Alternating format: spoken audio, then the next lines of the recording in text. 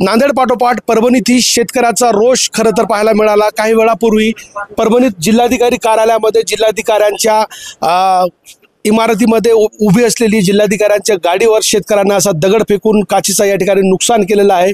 संतोष पायकी असं दगडफेक करणाऱ्या शेतकऱ्याचं नाव असल्याची आपल्याला माहिती खरं तर कळते।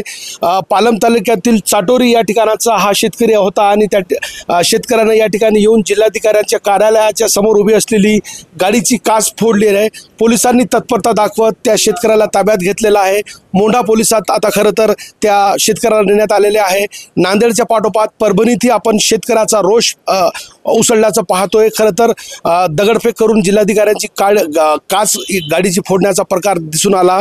पोलिसांनी आता त्याला ताब्यात घेतलेला आहे। अधिक चौकशी करण्यात येत आहे। मात्र नांदेड पाठोपाठ परभणीतही शेतकऱ्याचा रोष उसळल्याचं आपल्याला या ठिकाणी दिसून येते। कॅमेरा पर्सन सय्यद खिजरसह नजीर खान, TV9 मराठी, परभणी।